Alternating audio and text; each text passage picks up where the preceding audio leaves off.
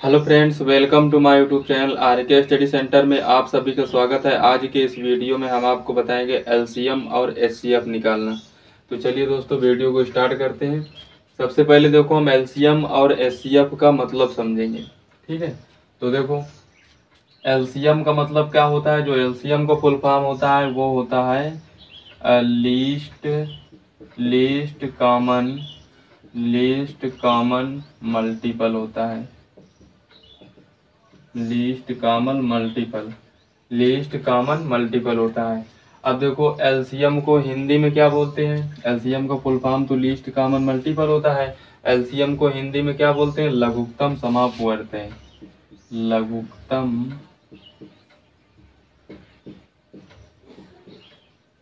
लघुत्तम समापवर्तय।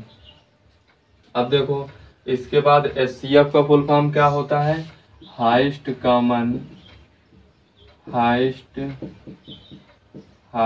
Common, यहाँ पर ये एम है, हाईएस्ट कॉमन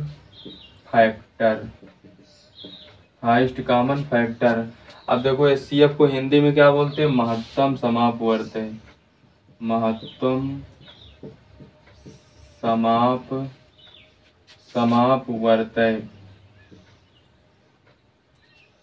यहाँ पर देखो ये गलत हो गया, यहाँ पर समापवर्तय। अब देखो एलसीएम और एचसीएफ का मतलब तो बता ही दिया। देखो एलसीएम का जो फुल फॉर्म होता है लीस्ट कॉमन मल्टीपल होता है और इसको हिंदी में लघुत्तम समापवर्तय बोलते हैं। और एचसीएफ का जो फुल फॉर्म होता है वो होता है हाईएस्ट कॉमन फैक्टर होता है, यानी कि हिंदी में इसको हम बोलते हैं महत्तम समापवर्तय। अब देखो इसके बाद यहाँ पर संख्याएं दी हैं 4, 8, 12। तो हमको 4, 8, 12 का एलसीएम और एचसीएफ दोनों निकालना। तो सबसे पहले हम एलसीएम निकालेंगे इनका 4, 8, 12 का। 4 का निकालेंगे पहले, तो 2 से काटेंगे, 2 दूनी 4 हो जाएगा और 2 एक का में 2 हो जाएगा। फिर इसके बाद निकालेंगे 8 का। 8 का निकाल लेंगे तो 2 चौको 8 हो जाएगा और 2 दूनी कितना हो जाएगा? 4 और 2 एक का में 2 हो जाएगा। अब इसके बाद निकाल लेते हैं 12 का। तो 12 का 2 से काटेंगे, 2 छंग 12 हो जाएगा।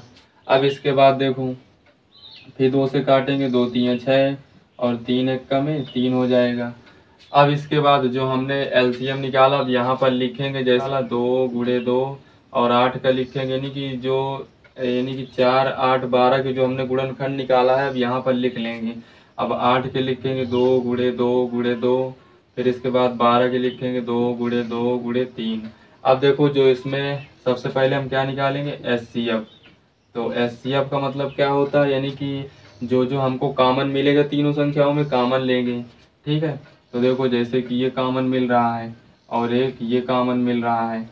अब इसके बाद देखो एचसीएफ में लिखेंगे, यानी कि जो जो संख्या का हमने कॉमन लिया उसको सिर्फ एक बार लिखेंगे। जैसे कि 2 को एक बार लिखेंगे गुणे, फिर 2 लिखेंगे। अब देखो बराबर, और कुछ तो कॉमन मिल नहीं रहा है।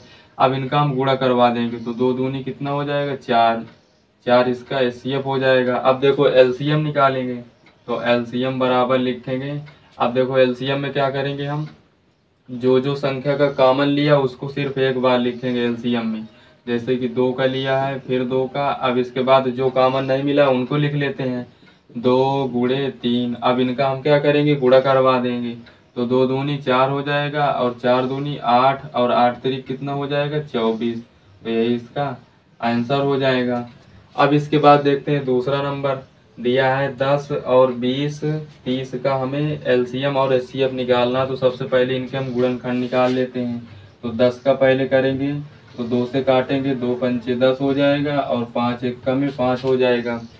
अब इसके बाद देखो 20 का निकालेंगे तो 2 से काटेंगे तो 2 एक का में 2, यानी कि 10 का आधा, वो सॉरी मतलब 20 का आधा 10 हो जाएगा।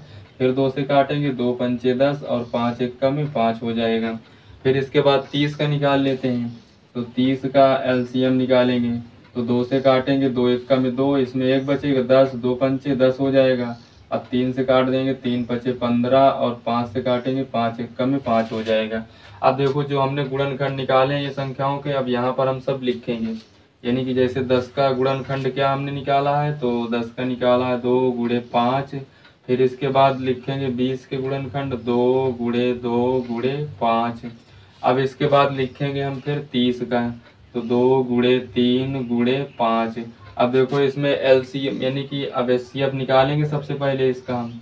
तो एचसीएफ का मतलब अभी हमने आपको बताया है कि जो जो कॉमन मिलेगा पहले कॉमन ले लेंगे। देखो जैसे 2 का कॉमन मिल रहा है, अब इसके बाद फिर 5 का कॉमन मिल रहा है, अब तो कॉमन मिल नहीं रहा है।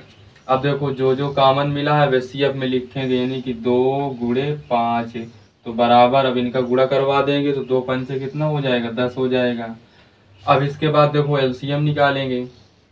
अब एलसीएम में क्या होता है कि जो हमने एचसीएफ में कॉमन लिया है उनको सिर्फ एलसीएम में एक बार लिखेंगे, यानी कि जैसे 2 गुणे 5। अब गुणे, अब देखो जो जो एलसीएम नहीं मिला, जो जो एचसीएफ नहीं मिला है अब उनको लिख लेते हैं, जो जो यानी कि कॉमन संख्या नहीं मिली है, जो संख्या कॉमन नहीं मिली है अब उनको लिख लेते हैं। 2 गुणे 3, तो बराबर अब देखो गुणा करवा देंगे तो 2 पंचे 10 हो जाएगा और 10 दूनी 20 हो जाएगा, 20 तेई 60 हो जाएगा। तो यही इसका आंसर हो जाएगा। तो आशा करते हैं आपको हमारा वीडियो अच्छा लगा होगा। अगर आपको हमारा वीडियो अच्छा लगा तो वीडियो को लाइक एंड सब्सक्राइब कर देना। मिलते हैं किसी अगली वीडियो के साथ, जब तक के लिए जय हिंद।